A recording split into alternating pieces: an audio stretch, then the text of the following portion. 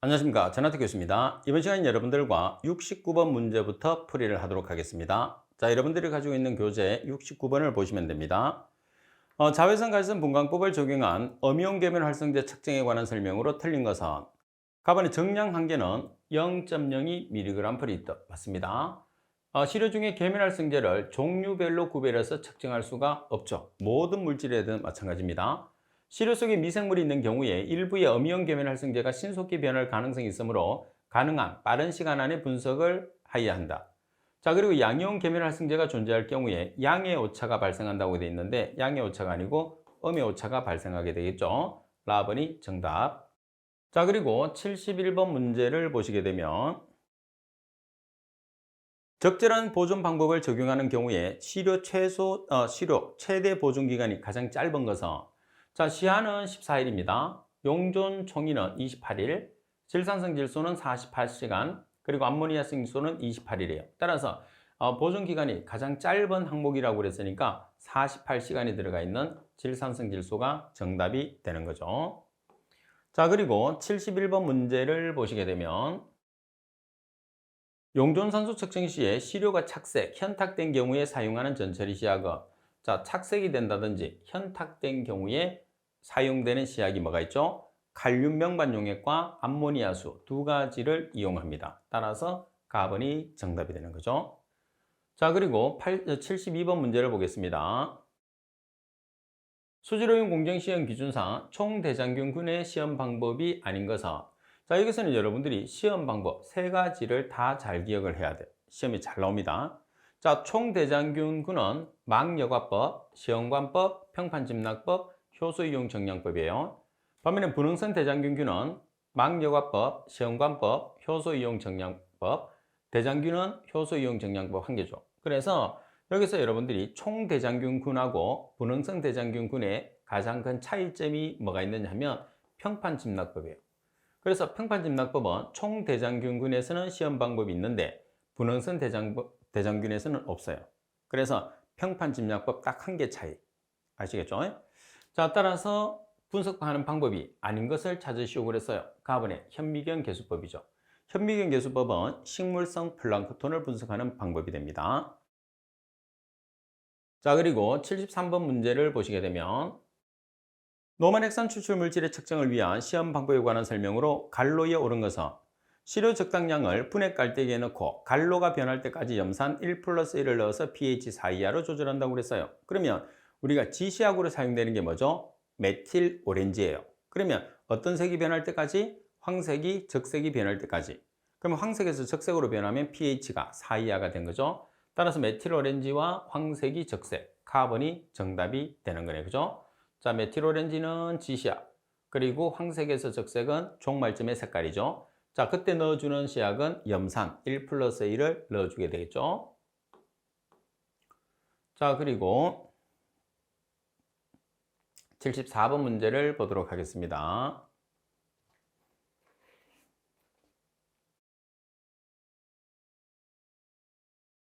전기 전도도 측정에 관한 설명으로 틀린 것은 자, 그러면 용액이 전류를 운반할 수 있는 정도를 말한다. 답은 온도 차이에 영향이 적어서 폭넓게 적용된다고 그랬어요.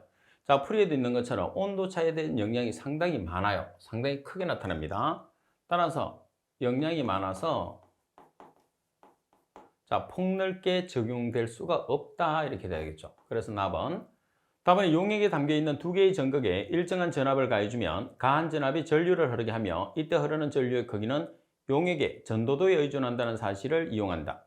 답은 용액 중의 이온 세기를 신속하게 평가할 수 있는 항목으로 국제적으로 S라는 단위를 통용합니다. S라는 단위가 뭐냐 하면 시멘스 또는 지멘스라고 이야기하죠. 그래서 나번이 정답이 됩니다. 자, 그리고 75번 문제를 보시게 되면 크롬 원자 흡수 분광 광도법으로 정량 한계에 관한 내용으로 갈로에 오른 것은 357.9나노미터에서 산처리법은 기업, 용매 추출법은 니온 mg/L라고 그랬어요. 자, 산처리법에 해당하는 정량 한계는 0.01mg/L. 반면에 용매 추출법은 0.001mg/L예요. 그래서 소수점 아래에 있는 0의 한계 차이죠. 그래서 많이 헷갈립니다. 산처리법은 0.01, 용매 추출법은 0.001. 꼭 기억하세요. 자, 그러면 조금 기억을 하기 쉽게 여기서는 산처리법, 여기서는 용매추출법이에요. 그죠? 그래서 산처리법 용매니까 글자 수에서 산이 적죠. 그래서 0이 한 개 적고, 용매추출은 글자가 한 개 늘어나죠. 0이 한 개가 늘어난다고 생각해서 기억을 하셔도 돼요. 어차피 우리가 안 헷갈리게 답을 찾아야 되기 때문에 어떤 방법이든지 잘 기억을 해 놓는 게 중요한 방법이다, 이렇게 보시면 됩니다. 답은이 정답. 자, 그리고 76번 문제를 보겠습니다. 온도에 대한 내용으로 틀린 것은, 자, 우리가 찬곳이라고 하면 0에서 15도씨입니다. 자, 그리고 냉수라고 하면 15도씨 이하, 온수라고 하면 얼마죠? 60에서 70도씨. 그리고 상온이라고 하면 15에서 25도씨, 실온이라고 하면 1에서 35도씨를 의미하는 거죠. 자, 따라서 설명이 잘못된 것은 답은이 정답. 자, 그리고 77번 문제를 보시게 되면 항량으로 될 때까지 건조한다고 그랬어요. 그래서 항량이라고 하면 1시간 더 건조했을 때 매 그램당 얼마? 0.3mg이에요. 그래서 정답은 답은이 되는 거죠. 77번은 하나의 문제로도 출제할 수 있기 때문에 여러분들이 특히 잘 기억을 해야 됩니다. 그래서 보시다시피 1시간 더 건조했을 때 전후 무게차가 매 그램당 0.3mg 이하가 되는 것을 뭐라고 하죠? 항량이라고 우리가 나타냅니다. 자, 그리고 78번 문제를 보시게 되면 냄새 역치의 계산식으로 옳은 것을 찾으시오 그랬어요. A는 시료 부피, B는 무치 정제수라고 이야기합니다. 자, 냄새 역치는 시료 부피 플러스 무치 정제수의 부피 나누기 시료 부피예요.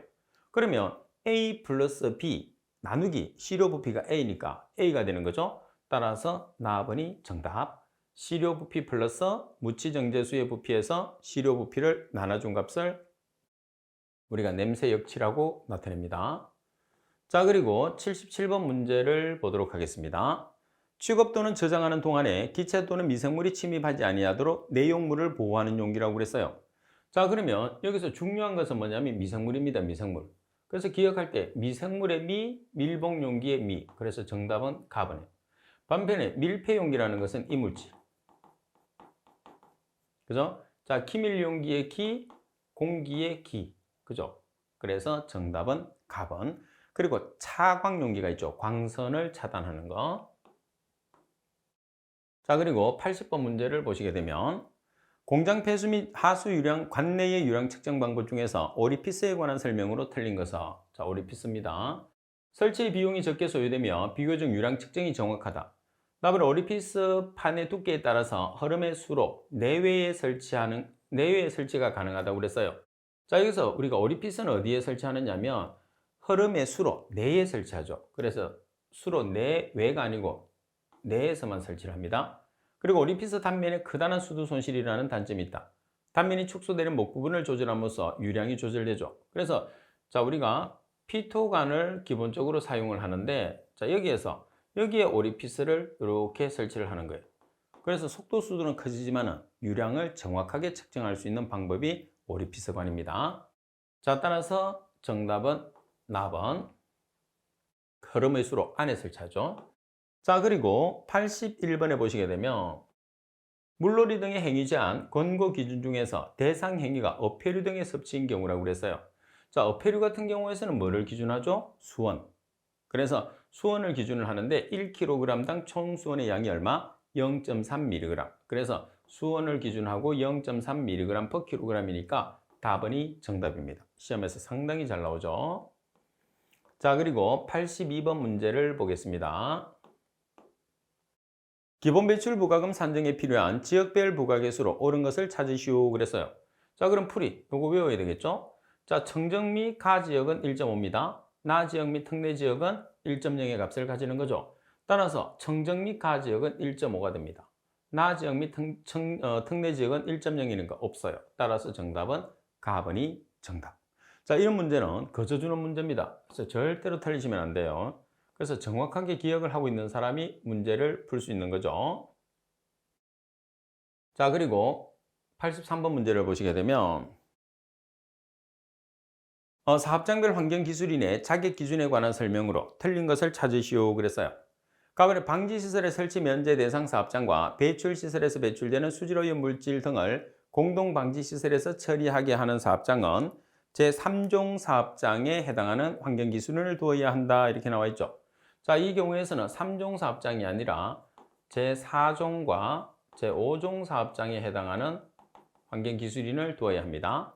나머지 연간 90일 미만 조업하는 일종에서 제3종까지의 사업장은 제4종, 제5종 사업장에 해당하는 환경기술인을 선임할 수 있다. 다음에 공동방지시설에 있어서 폐수 배출량이 제4종 또는 제5종 사업장의 규모에 해당하면 제3종 사업장에 해당하는 환경기술인을 두어야 한다. 다음에 대기환경기술인으로 임명된 자가 수질환경기술인의 자격을 함께 갖춘 경우에서는 수질환경기술인을 겸임할 수 있다 되어 있죠. 그래서 자격을 갖춘 사람만 겸임 조건이 되는 거죠. 따라서 가번이 정답이 됩니다. 자, 그리고 84번 문제를 보시게 되면 폐수 수탁 처리업에서 사용하는 폐수 운반 차량에 관한 설명으로 틀린 것은, 자, 도색은 청색으로 합니다. 차량 양쪽 옆면과 뒷면에 폐수 운반 차량 그리고 회사명, 허가번호, 전화번호 및 용량을 표시해야 됩니다. 차량에 표시되는 것은 흰색 바탕에 황색 글씨가 되는 거죠. 자, 그리고 운송 시 안전을 위한 보호구 중화제 및 소화기를 갖춰야 한다. 자, 여기서 틀린 것은 답을 보시게 되면, 자, 바탕색이 뭐가 되는 거죠? 노란색, 글씨는 검은색. 그래서 노란 바탕에 검은 글씨가 돼야 됩니다. 노란색 바탕에 검은색 글씨. 그래서 답은이 정답.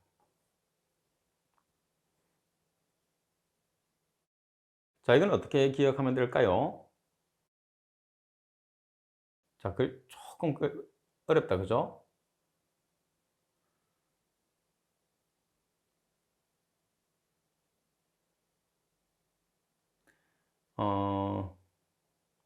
자, 여기서 이걸 이제 기준을 하는 거니까,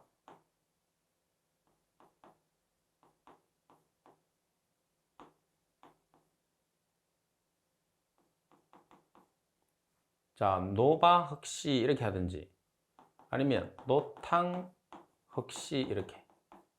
자, 여기서 노란색 바탕이나 노란색 바탕, 그리고 흑색이 검은색이잖아요. 그래서 글씨, 그래서 뭐 노바흑시, 노탕흑시 이렇게 단순하게 우는 기억을 해놔야지 않을까 할 것 같아요. 여러분들이 필요한 거 기억하시면 됩니다.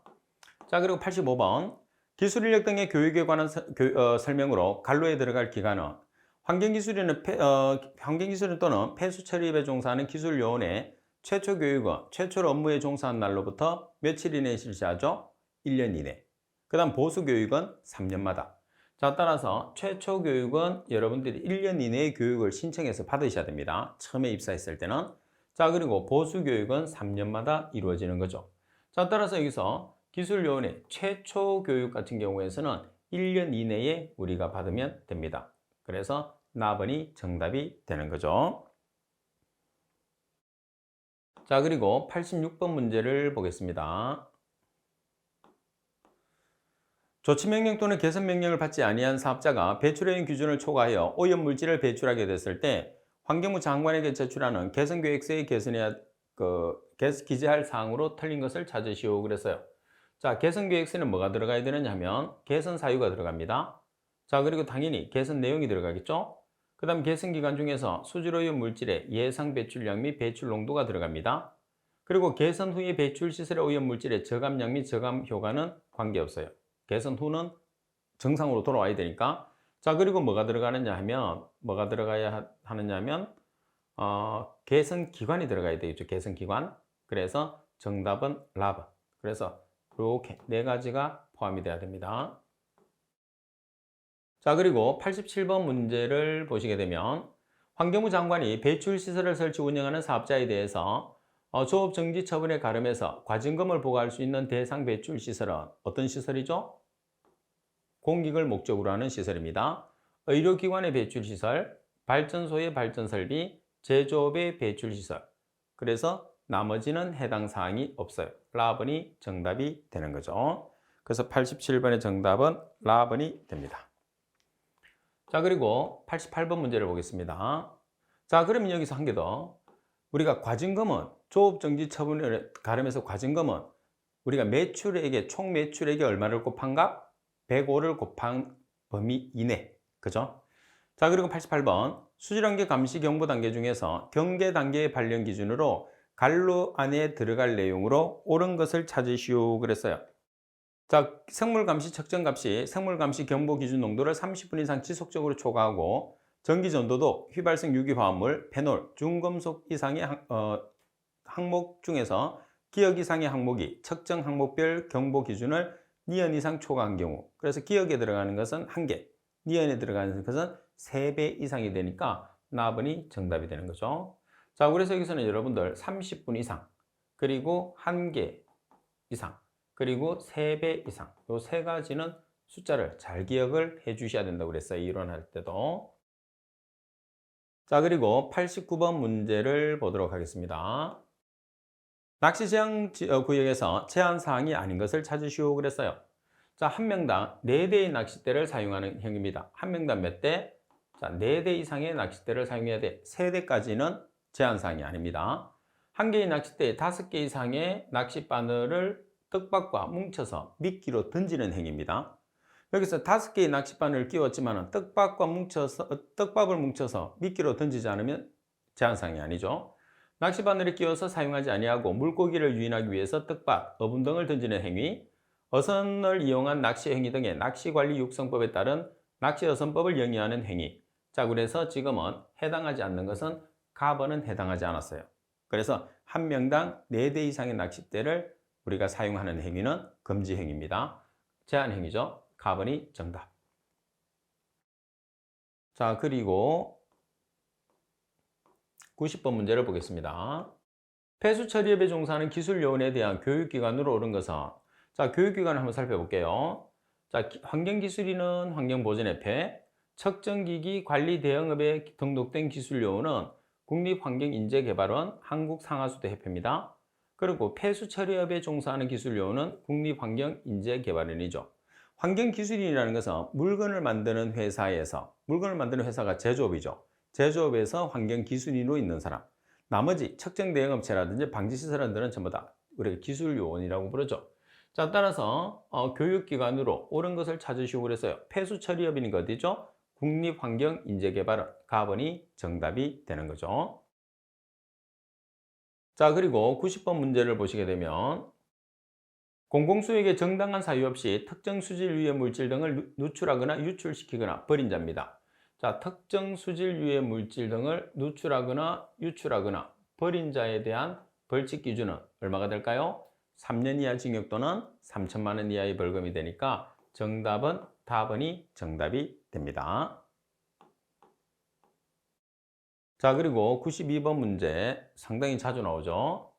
자, 대관령 물환경 관리 계획에 수립 시 포함되어야 될 사항으로 틀린 것은, 자, 여기서 포함되어야 되는 사항은 먼저 여러분들이 풀이를 꼭 정리를 하세요. 물환경 변화 추이 및 물환경 목표 기준, 변화 추이와 목표 기준. 자, 그리고 변화 추이와 목표 기준이 있습니다. 그리고 상수원 및 물의 이용 현황, 상수원 및 물의 이용 현황이 들어가 있죠. 그리고 점오염원, 비점오염원 및 기타 수질오염원의 분포 현황, 그리고 점오염원, 비점오염 및 수질오염, 기타 수질오염원에서 배출되는 수질오염 물질의 양이 포함되어야 됩니다. 자, 그리고 수질오염 예방 및 저감 대책이 있어야 되겠죠. 예방 및 저감 대책. 그리고 물환경 보전 조치에 추진 방향이 있어야 돼요. 추진 방향이 들어가 있습니다. 기후 변화에 대한 적응 대책이 있어야 되겠죠. 따라서 해당 사항이 없는 것은 라번이 해당 사항이 없어요. 그래서 정답은 라번.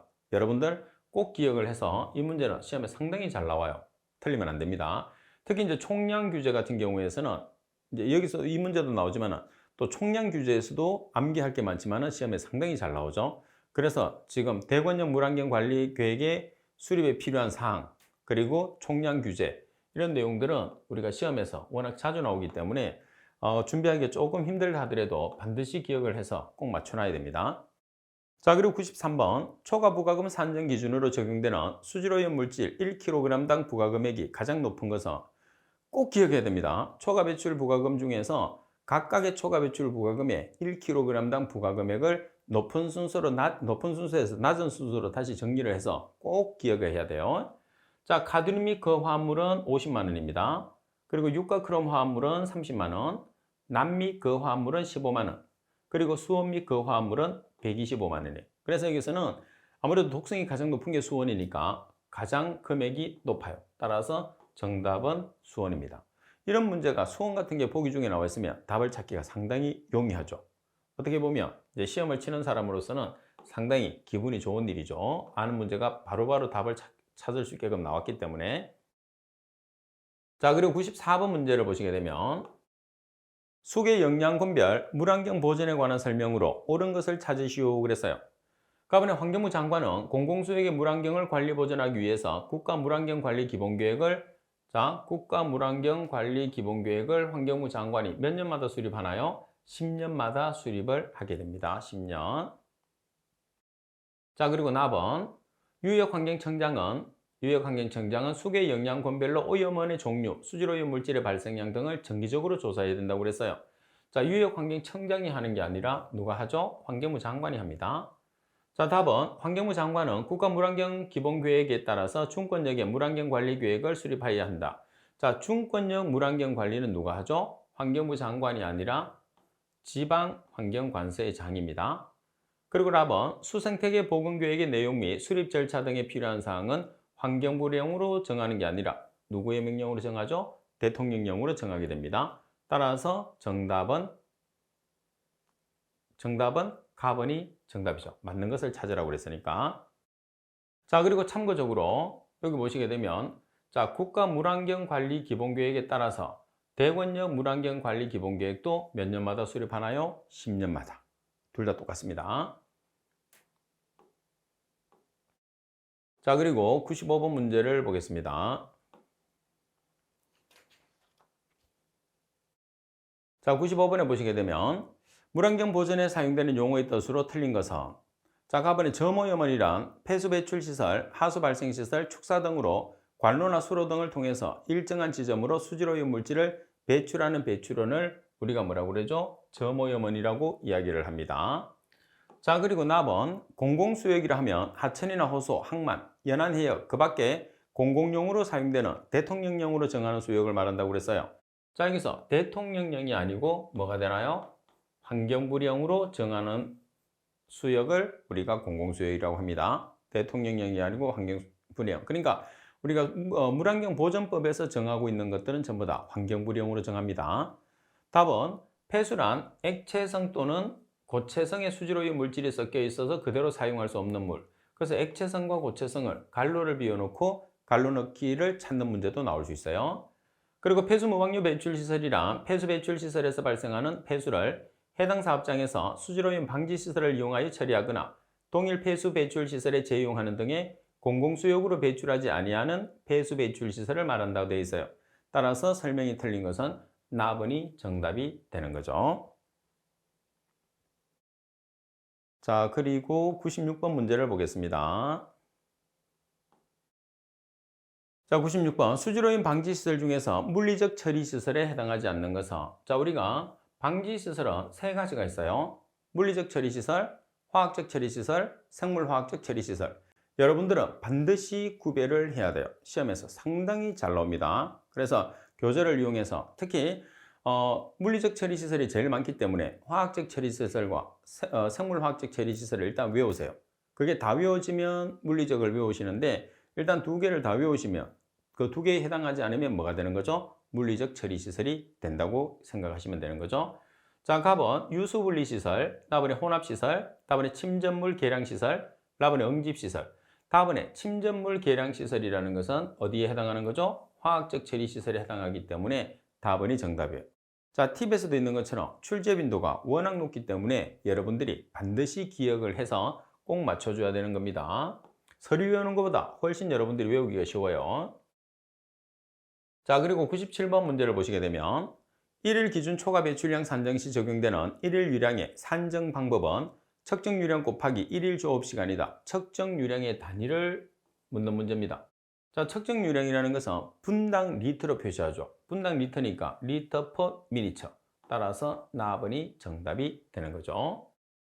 자, 그리고 98번 문제를 보시게 되면 하천의 등급을 수질 및 수생태계 상태에 대한 설명으로 다음 해당하는 등급은 자, 상당량의 오염물질로 인해서 용존산소가 소모되는 생태계로서 농업용수로 사용을 하거나 여과나 침전, 활성탄 투입, 살균 등의 고도 정수 처리를 사용해서 공업용수로 사용할 수 있다고 되어 있어요. 그러면 수질이 좋은 상태는 아니죠. 따라서 수질의 등급을 보면 나쁨 상태죠. 약간 나쁨 상태, 나번이 정답이에요. 그러니까 어떤 용도로 쓰느냐, 어떤 정수 처리를 해서 어떤 용수로 사용하느냐가 이 문제를 파악하는 키포인트다 이렇게 생각해 주시면 됩니다.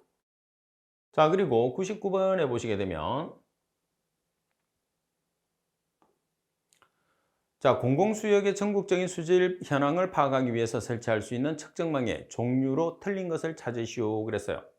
자, 가번에 생물 측정망, 나번에 토질 측정망, 공공수역 유해물질 측정망, 비점오염원에서 배출되는 비점오염 물질의 측정망이라고 되어 있어요. 여기서 관계없는 것은 토질 측정망은 없어요. 그죠? 그러면 측정망의 종류가 두 가지가 있는데 국립환경과학원장, 유해환경청장, 지방환경청장이 설치하는 측정망의 종류를 보겠습니다. 자, 첫 번째 보면 비점오염 물질 측정망 있죠? 자, 그리고 총량 관리를 위한 측정망, 하류 지점의 측정망, 수질오염 경보를 위한 측정망, 대권역, 충권역을 관리하기 위한 측정망, 그리고 공공수역 유해물질 측정망, 퇴적물 측정망, 생물 측정망이 있어요. 반면에 시도지사가 측정하는 경우는 소권역을 관리하는 측정망, 도시마청. 그래서 소권역과 도시마청은 시도지사이기 때문에 여러분들이 특히 시도지사가 관리하는, 설치하는 측정망의 종류, 소권역과 도시마청 잘 기억을 해야 됩니다. 거의 답이 여기서 나오게 되죠. 자, 그리고 100번 문제를 보도록 하겠습니다. 위 업무 보고사항 중에서 업무 내용에 따른 보고 횟수가 연 1회에 해당하는 것을 찾으시오 그랬어요. 자, 먼저 가번에 기타 수질 오염원은 연 2회입니다. 그리고 환경기술인의 자격별 업무 업종별 현황은 연 1회. 자, 그리고 폐수 무방류 배출 시설의 설치 허가 현황은 수시. 자, 그리고 폐수 처리업에 대한 허가, 지도 단속 실적 및 처리 실적 현황은 연 2회가 돼요. 자, 그러면 연 1회에 해당하는 것은 나번이 정답이겠죠? 그러면 여러분들이 지금 아직까지 여러분들 아는 사람들은 없겠지만은 자, 어떻게 정리하느냐 하면 자, 그리고 여러분들 업무 내용